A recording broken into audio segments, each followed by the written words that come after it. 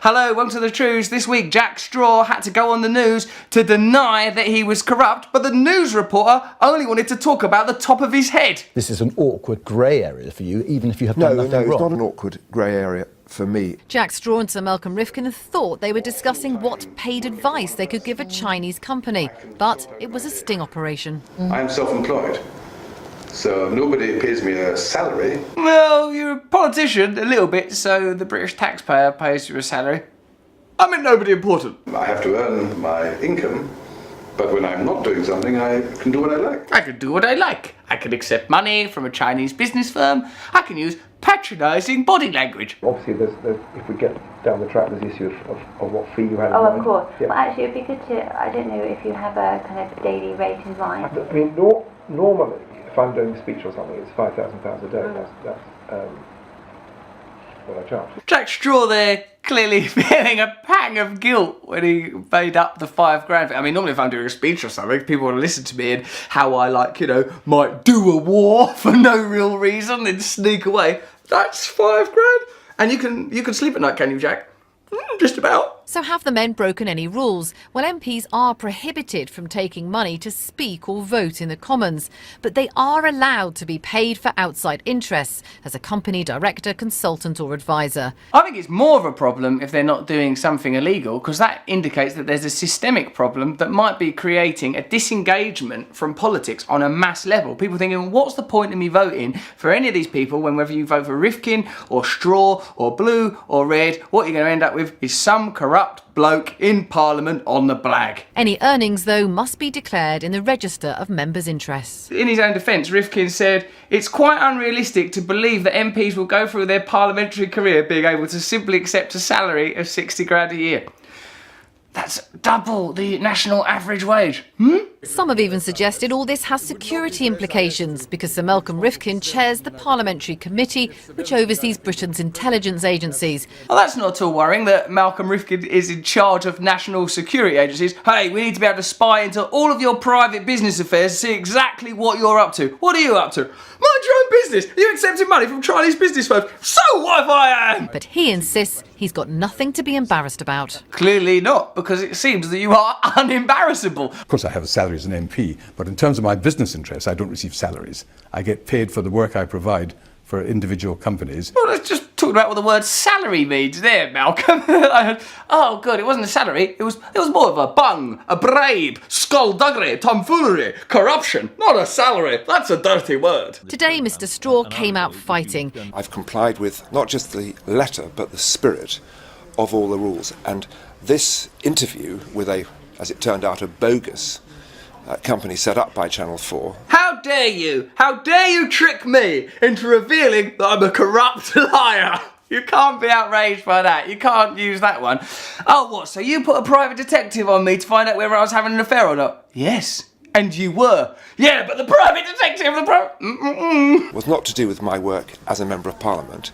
It was to do with whether I would work for them after I had retired. I meant after I'd retired. I meant I would accept the money and then I'd give that money to a little boy and to help him. Sir Malcolm Rifkin and Jack Straw may not have broken any rules, but this has raised again the issue of whether an MP should be allowed to do outside work while they're sitting as a member of the Commons. Well, let's wrap this issue up. No. Steps have been taken to increase transparency so voters know what MPs earn and, crucially, who's paying them. I mean, Jack Straw there is claiming he's done nothing wrong, already has a job working for the dictatorial government of Kazakhstan. Other MPs declared earnings of more than 7.4 million for outside work and second jobs. This is why we don't trust politicians. This is why we don't vote for them. We've got to settle this issue of second jobs once and for all, so we remove any suspicion that MPs are working not for their constituents' interests, but someone else's interests. Yeah, we've got to get rid of that suspicion. There's this weird suspicion that parliamentary politics is pointless. There's this weird suspicion that you can't trust any of them. There's this weird suspicion that the whole thing's a ludicrous spectacle where the people in that bizarre building operate on behalf of big business and ignore the population that they were elected to represent. It's a weird suspicion that keeps going on because it's true. What I see from the Labour proposal is actually not outlawing outside business or interests, but putting a new set of rules which would, for instance, allow someone to work as a trade union official but wouldn't allow someone to run a family shop. And I think that doesn't make sense. No, you don't want people not being able to run a family shop. Like, you know, I know these people that run this family shop called HSBC. We certainly want to get in the way of their family business interests. George Osborne, Chancellor of the Exchequer, says he shouldn't get involved in the HSBC situation. He said, I don't think it'll be right, and actually when you pause to think about it, most people would agree, I don't think it'll be right for a Chancellor of the Exchequer to direct prosecutions against individuals or individual companies. You're the Chancellor, the boss of, the Exchequer. Money stuff. HSBC is a bit involved with money stuff. Is that your jurisdiction? I don't think I should get involved. And if you, what's this bit? If you pause to think about it, let's try that. I still disagree! I disagree more! This episode adds to the suspicion of some voters that MPs are in it for their own personal gain rather than to serve their communities. It's not suspicion, it's empirically proven facts that keep smashing us in the face like a frying pan made of injustice and robbed money every single day of our life. Ugh. But the Prime Minister says Parliament can be enriched by MPs having outside interests as long as they obey the rules. At least there is consistency of judgment, like whether you're a high-flying banker ripping off the economy or a lowly benefit cheat getting a few pennies to stave off starvation. Oh no, there's not. George Osborne announced crackdowns on benefit cheats, comparing them to muggers, robbing taxpayers of their hard-earned money. This is a fight, he said. We're really going to go after welfare cheats. Yeah, because they're poor and powerless. Frankly, a welfare cheat is no different from someone who comes up and robs you in the street. Except they don't come up to you in the street or rob you, and they're at home being basically really poor. This money is paid for our taxes, which is meant to be going to the most vulnerable in our society, not to the pockets of criminals. Are you taking the actual piss, George? Why don't you start fighting people with power like HSBC? Oh, that's none of my business, not as man who's in charge of all the money. And if you pause to think about it, you'll agree.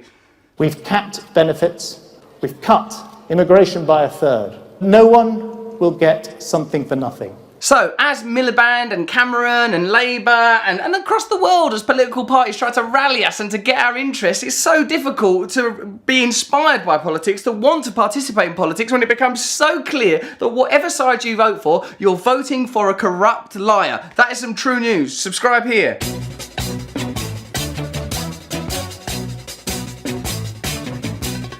Nose is a tool that is abused to fool you and to leave you scared and confused. Trews is like the nose. If the nose was true, I want some Trews. Let's have some Trews.